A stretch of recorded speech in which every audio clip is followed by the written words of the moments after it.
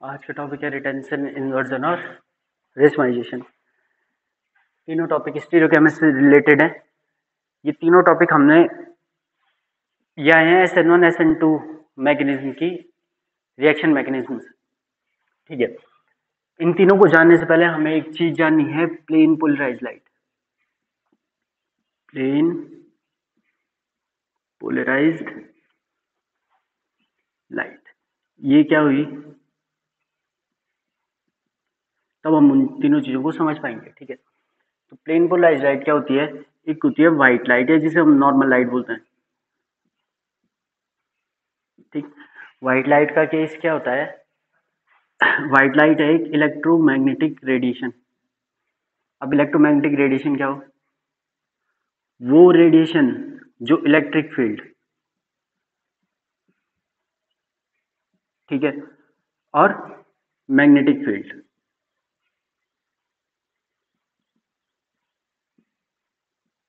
जो electric field और magnetic field से इफेक्ट होता है उसे इलेक्ट्रोमैग्नेटिक रेडिएशन कहते हैं। और डिपेंड कैसे करता है? तो इस इलेक्ट्रोमैग्नेटिक रेडिएशन के दो कंपोनेंट होते हैं।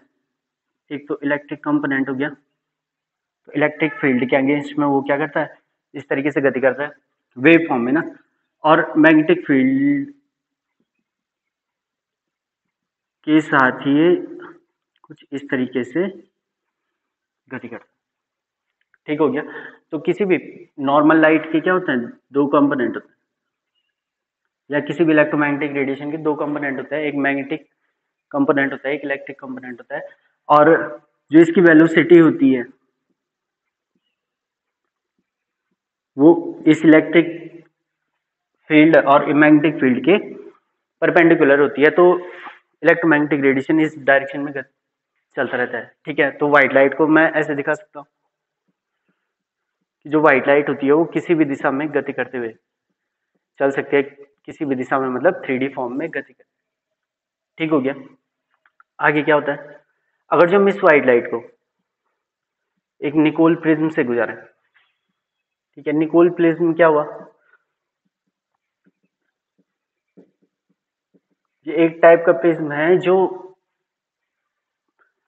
इन दो जो कंपोनेंट है हमारे पास, इलेक्ट्रिक और मैग्नेटिक कंपोनेंट है, इनसे खाली एक ही कंपोनेंट को अपने में से गुजरने देगा। ठीक है, तो एक ही कंपोनेंट जाएगा, तो जैसे हमने बोला ये लाइन मार रखी है ना, तो हमने बोल दिया यहाँ से खाली इलेक्ट्रिक कंपोनेंट आगे जाएगा, तो हमें जो व्हाइट लाइट है वो कुछ इस तरीके से मिलेगी। ठीक है, पहले क्या हो रहा था कि व्हाइट लाइट किस में चल रही है, तीन चीजों पे डिपेंड कर रही है, दो चीजों पे डिपेंड कर रही है, कि इलेक्ट्रिक फील्ड और मैग्नेटिक फील्ड। जैसे निकोल प्रिज्म से गुजारा तो हमारे पास मैग्नेटिक कंपोनेंट हट गया, इलेक्ट्रिक कंपोनेंट आगे आ गया, और ये हमें व्हाइट लाइट की फॉर्म मिल गई। ठीक है, इसमें हम देख रहे हैं आगे की तरफ ये वेलोसिटी हो गई, और ये इसका क्या हो गया, मैग्नेटिक कंपोनेंट। ये मैग्नेटिक कंपोनेंट होना ऊपर वाला, तो हमने इसे आगे। ठीक, तो निकोल प्रिज्म से जैसे व्हाइट लाइट को गुजारते हैं तो ये मात्र क्या हो जाती है, दो दिशाओं में गति करने लग जाती है, पोल बनाती। ठीक है, निकोल प्रिज्म को यहाँ पे बोलते हैं पोलराइजर। पोलराइजर मतलब व्हाइट लाइट को 3D से किस में कन्वर्ट करने वाला, 2D में कन्वर्ट करने वाला। तो ये हुई हमारे पास प्लेन पोलराइज लाइट। ठीक हो गया, तो पहला टॉपिक तो हमारे पास है प्लेन पोलराइज लाइट। आगे इस पे दूसरा टॉपिक आता है, जब इस प्लेन पोलराइज लाइट को किसी पदार्थ से गुजारते हैं तो वहां पे एक टर्म आता है ऑप्टिकल एक्टिविटी। ठीक है, ऑप्टिकल एक्टिविटी क्या हो, कोई प्लेन पोलराइज लाइट हमारे पास है, ठीक है, इसे हम क्या करें, किसी भी कंपाउंड के सैंपल से गुजारें। तो यहाँ पे दो केस हो सकते हैं, या तो पहले केस में जो प्लेन पोलराइज लाइट हमने इससे गुजारी है वो क्या रहे, सेम रहे। ठीक है, या तो क्या रहे, सेम रहे। दूसरा केस क्या है, या तो पदार्थ क्या करे, इस प्लेन पोलराइज लाइट को दाईं तरफ घुमा दे, या इस प्लेन पोलराइज लाइट को बाईं तरफ को घुमाता है। ठीक है, अगर जो कोई पदार्थ इस प्लेन पोलराइज लाइट को दाईं तरफ घुमाता है तो उसे हम बोल देते हैं कि ये डेक्स्ट्रो है और उसे डी से डिनोट करते हैं। ठीक है, और अगर जो बाईं तरफ घुमा रहा है तो हम उसे बोल देते हैं कि ये लीवो है, लीवो रोटेटरी है, और इससे दिखाते हैं हम स्मॉल एल से, या प्लस डेक्स्ट्रो को प्लस से और लीवो को माइनस से हम दिखाते हैं। ठीक हो गया, तो ये हुई optical activity. Optically active compound, वो कंपाउंड कहलाएंगे जो प्लेन पोलराइज लाइट को या तो दाईं तरफ घुमाते हैं या तो बाईं तरफ घुमाते हैं। ठीक है, ऑर्गेनिक केमिस्ट्री में कौन से पदार्थ ऐसा काम करते हैं? तो ऑर्गेनिक केमिस्ट्री के अंदर हम ऑप्टिकल एक्टिविटी चेक करते हैं किसके थ्रू? ऑर्गेनिक कंपाउंड्स में ऑप्टिकल एक्टिविटी ना, ऑप्टिकल एक्टिविटी ऑर्गेनिक कंपाउंड्स में चेक करते हैं हम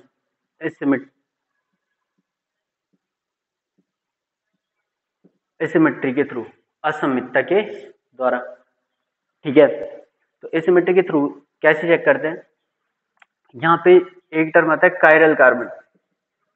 कायरल कार्बन, कायरल कार्बन क्या हुआ? ऑर्गेनिक कंपाउंड में sp3 हाइब्रिडाइज कार्बन। अब sp3 हाइब्रिडाइज कार्बन किसे बोल देंगे? sp3 हाइब्रिडाइज कार्बन, जो क्या हो, जो ओनली सिंगल बॉन्ड बनाता है, जो सिर्फ क्या बनाता है? सिंगल बॉन्ड बनाता है। ठीक है, और दूसरा, उस कार्बन से जुड़े हुए चारों ग्रुप अलग अलग होने चाहिए। ठीक है, all groups are different attached to carbon. ठीक है, कार्बन से जुड़े हुए चारों ग्रुप अगर जो अलग अलग हों तो उस कार्बन को बोल देंगे हम कि वो कार्बन क्या है? Chiral carbon. जैसे एक ऑर्गेनिक कंपाउंड एल्काइल हैलाइड में मैं बनाऊं तो ये हमारे पास है CH3Br C2H5 और ठीक है, एक कंपाउंड हमारे पास है, इसमें ये वाला कार्बन देख सकते हैं आप। इस वाले कार्बन में क्या है? एक तरफ CH3 है, हाइड्रोजन है, ब्रोमीन है और इथाइल ग्रुप जुड़ा हुआ है। चारों अलग अलग ग्रुप हैं, तो इस कार्बन को बोल सकते हैं हम कि ये कायरल कार्बन है। ठीक है, और ये कायरल कार्बन क्या करता है? ऑप्टिकल एक्टिविटी दिखाता है। तो ऑप्टिकल एक्टिविटी के लिए ऑर्गेनिक कंपाउंड्स में एक कंडीशन बन जाती है कि जिन कंपाउंड्स में, नोट भी कर सकते हैं, जिन ऑर्गेनिक कंपाउंड्स में एक कायरल कार्बन होता है या मात्र एक कायरल कार्बन होता है, एक कायरल कार्बन होता है, वह पदार्थ आवश्यक रूप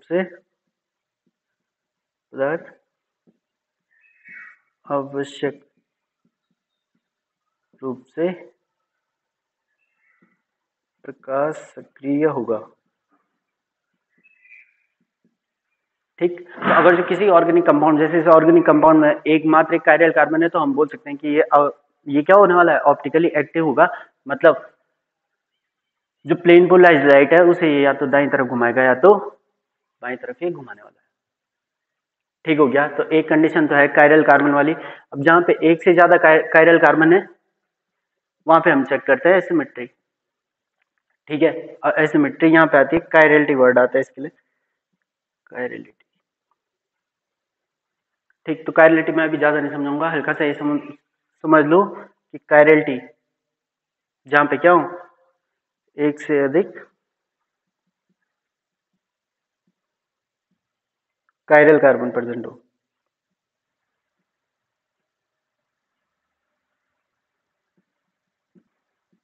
जहां पे एक से ज्यादा कायरल कार्बन प्रेजेंट हो वहां पे हम कायरलिटी चेक करते हैं। ठीक है, और कायरलिटी मतलब वह किसी पदार्थ को दो बराबर भागों में ना बांट सकना, किसी पदार्थ को दो बराबर भागों में न बांट सकना। ठीक हो गया, तो जहां पे कायरलिटी प्रेजेंट होगी वहां पे भी हम बोल सकते हैं कि कंपाउंड क्या है, ऑप्टिकली एक्टिव। दो कंडीशन मैंने यहाँ पे बता दी ऑप्टिकल एक्टिविटी के लिए, किसी भी ऑर्गेनिक कंपाउंड के ऑप्टिकल एक्टिविटी के लिए। एक तो क्या चाहिए हमारे पास, कायरल कार्बन चाहिए, ठीक है। और जहां पे मात्र एक कायरल कार्बन प्रेजेंट हो वहां पे जरूरी है कि वो पदार्थ क्या करेगा, जो हमारे पास प्लेन पोलराइज्ड लाइट है उसे या तो दाईं तरफ घुमाएगा या तो बाईं तरफ घुमाने वाला है, ठीक है। जहां पे एक से ज्यादा कायरल कार्बन है तो वहां पे हम कायरलिटी चेक करते हैं, एसिमेट्री चेक करते हैं, ठीक हो गया। तो ये टॉपिक थोड़ा अलग है, हमने मेन समझना है रिटेंशन, इन्वर्जन और रेशमाइजेशन, ठीक है। तो ये तो इसका बेसिक। अब बात करेंगे हम ऊपर जो हमारे पास टॉपिक्स हैं उनके बारे में। तो थोड़ा सा इसको ध्यान करने, आगे हम मैकेनिज्म के थ्रू हम रिटेंशन, इन्वर्जन और रेशमाइजेशन को समझते हैं। तो SN1 मैकेनिज्म में क्या होता है कि एक टर्सरी अल्काइल हैलाइड हमारे पास होता है, ठीक है। टर्सरी अल्काइल हैलाइड में क्या होता है कि पहले एक कार्बोकैटायन फॉर्म होता है, स्लो स्टेप होता है ना, ध्यान होगा। स्लो स्टेप में एक कार्बोकैटायन फॉर्म होता है C3H7 CH3 C2H5 और ये बोल दिया मैंने, ये कार्बोकैटायन है, ठीक है। इसी कार्बोकैटायन में क्या होता है, न्यूक्लियोफाइल का अटैक होता है। न्यूक्लियोफाइल का अटैक दो साइड से हो सकता है, क्योंकि कार्बोकैटायन तो फ्री है ना। इस कार्बोकैटायन को अगर जो मैं ऐसे न बना के ऐसे बनाऊं तो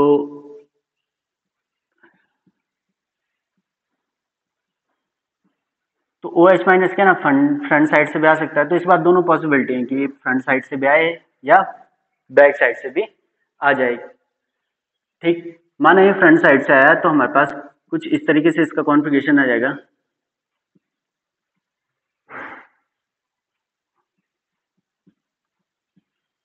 और C3H7, ठीक है। और अगर जो ये बैक साइड से आ रहा है तो कॉन्फ़िगरेशन हमारे पास किस तरीके से आएगा, CH3OH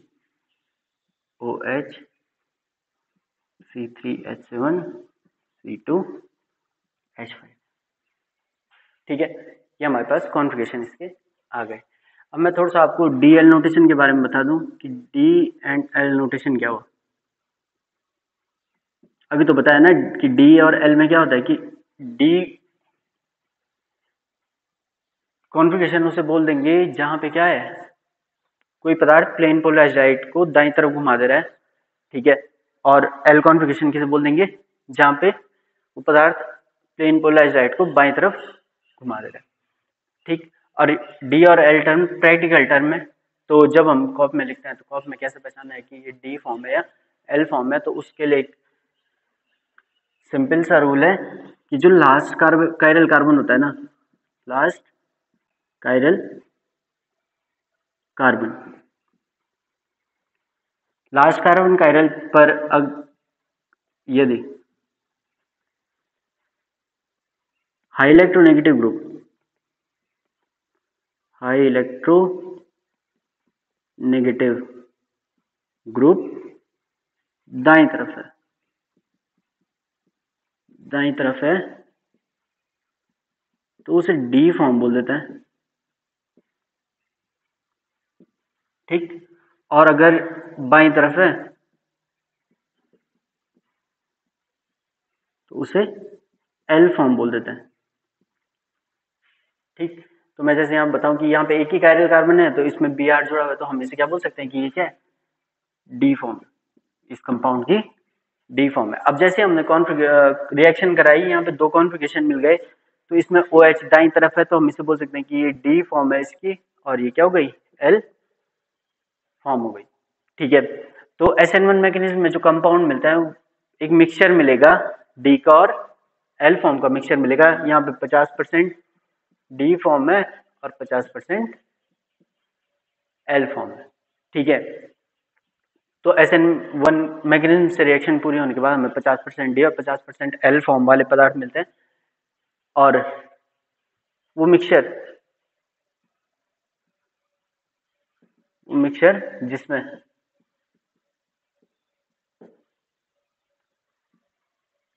ऐसे बोल सकते हैं 50% नहीं, समान मात्रा में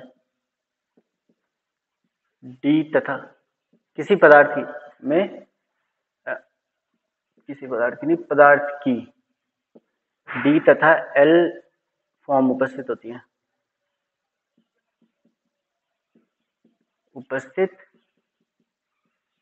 है, उसे रेसिमिक मिक्सचर कहते हैं। उसे क्या कहते हैं? रेसिमिक मिक्सचर कहते हैं। और प्रोसेस, ये प्रोसेस, इन दोनों को मिलाने की प्रोसेस ना, उसे कहते हैं रेसिमाइजेशन।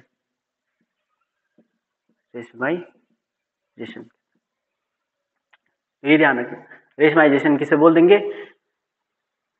डी तथा एल फॉर्म्स को समान मात्रा में मिलाना रेसिमाइजेशन हुआ। इससे होता क्या है कि जैसे कोई पदार्थ है, जैसे ये है ना, ये प्लेन पोलराइज्ड को दाईं तरफ घुमा रहा होगा, ये प्लेन पोलराइज्ड को बाईं तरफ घुमा रहा होगा, इन दोनों को हमने मिला दिया तो प्लेन पोलराइज्ड क्या रहेगी? ना तो दाईं तरफ घूमेगी ना बाईं तरफ घूमेगी, क्या आएगी? सीधे सीधे निकल जाएगी जिस फॉर्म में वो रहने वाली है। ठीक है, इसको बोलते हैं रेशमाइजेशन। तो SN1 मैग्नीशियम में क्या होता है? पदार्थों का रेशमाइजेशन होता है।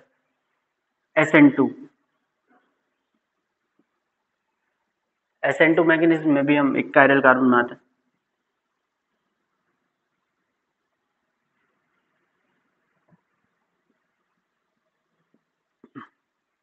यार उल्टा करो यार। ठीक है, ये कार्बन है, ये कायरल कार्बन दिख रहा होगा, चारों तरफ अलग अलग ग्रुप जुड़े हुए हैं।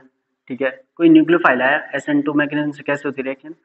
कोई न्यूक्लियोफाइल आया, या OH माइनस ही लगाते हैं, चलो OH माइनस चलना, OH माइनस आया, यहाँ पे न्यूक्लियोफाइल आया। ये न्यूक्लियोफाइल क्या करता है? बैक साइड से अटैक करता है और हमारे पास एक इंटरमीडिएट बनता है। इंटरमीडिएट किस तरीके से बनता है? CH3, ये Br इस यहाँ से बाहर निकलता रहेगा और इधर से OH जुड़ता रहेगा। ठीक है, और कॉन्फ़िगरेशन भी साथ साथ चेंज होता रहेगा। ठीक है, इसे बोल देते हैं हम कि ये ट्रांजिशन स्टेट है। इस पे डेल्टा माइनस, इस पे डेल्टा प्लस, इसमें डेल्टा माइनस चार्ज। ठीक है, उसके बाद आगे क्या होता है? ये मैग्नीशियम पूरी हो जाती है, ये OH माइनस किस तरफ आ जाता है? बाईं साइड आ जाता है, HC2H5 और OH। ठीक है, तो ये कंपाउंड, इस कंपाउंड को हम लिख सकते हैं कि ये कैसे, इसमें हाई इलेक्ट्रोनेगेटिव ग्रुप दाईं साइड है, तो इसे बोल सकते हैं कि ये डी फॉर्म थी इस कंपाउंड की, रिएक्शन के बाद सेम कंपाउंड किस में कन्वर्ट हो गया? L form. ठीक है, ग्रुप भी चेंज हो गया और इसने क्या कर दिया? जो प्लेन पोलराइज्ड था उसे बाईं तरफ घुमाने लग गया। ठीक है, तो इसी चीज को बोलते हैं इन्वर्जन। रिएक्शन के बाद जो कॉन्फ़िगरेशन हो गया वो क्या हो गया? इन्वर्ट हो गया। इन्वर्ट मतलब उल्टा हो गया। ठीक है, अब उल्टा ही हुआ है। पहले ये क्या कर रहा था?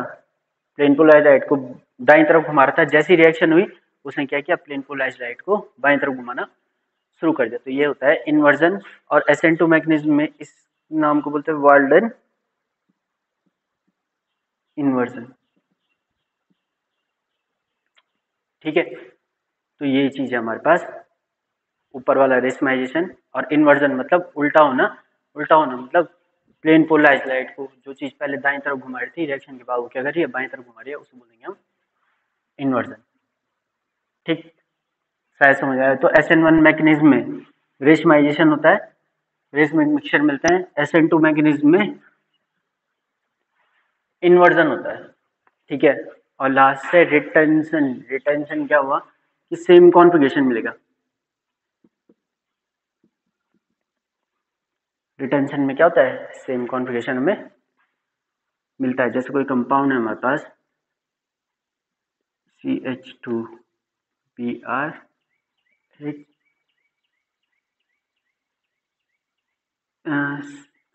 CH3। ठीक है, यहाँ पे हमने क्या किया? कोई न्यूक्लियोफाइल आ गए, सिंपल रिएक्शन हुई, बताना ये कैसे होगी, SN1 के थ्रू होगी या SN2 के थ्रू होगी। ठीक है, यहाँ पर मैं CH3 एक और से मार देता, वैलेंस पूरी नहीं हुई ना, C2H5 कर दिया मैंने। ठीक है, ये C2H5 हो गया, तो ये कायरल कार्बन है। ठीक, अभी कायरल कार्बन पर रिएक्शन किस कार्बन पे हो रही है, ऊपर वाले कार्बन पे हो रही है, तो हमें कॉन्फ़िगरेशन में कोई चेंज देखने को नहीं मिलेगा। ये OH माइनस इधर जुड़ेगा, Br बाहर निकल जाएगा, हमें कंपाउंड मिलेगा CH2OH, CH और C2H5। ठीक, तो ये कॉन्फ़िगरेशन में इसका कोई भी चेंज नहीं किया, ये D है तो D रहेगा, इस तरफ भी D रहेगा। ठीक, तो इस प्रोसेस को बोलते हैं हम रिटेंशन। ठीक, ध्यान रखने वाली क्या बात है कि इन्वर्जन, रेशमाइजेशन और रिटेंशन, हम ये तीनों चेक करते हैं किसमें, जहाँ पे कायरल कार्बन प्रेजेंट हो। कायरल कार्बन प्रेजेंट हो, या कायरल कार्बन ना बोल के हम क्या बोल सकते हैं, जहाँ पे एसिमेट्रिक कार्बन प्रेजेंट हो, एसिमेट्रिक कार्बन प्रेजेंट हो। और एसिमेट्रिक कार्बन मैंने बोल दिया कि वो कार्बन जिसके थ्रू हम किसी कंपाउंड को दो बराबर भागों में नहीं बांट सकते, उसे बोल देंगे हम एसिमेट्रिक कार्बन। किसी भी तरीके से कंपाउंड को दो बराबर भागों में हम नहीं बांट सकते। ठीक हो गया, तो आज के लिए इतना टॉपिक काफी है। आगे हम इलेक्ट्रोफिलिक सब्स्टिट्यूशन रिएक्शंस के बारे में पढ़ेंगे।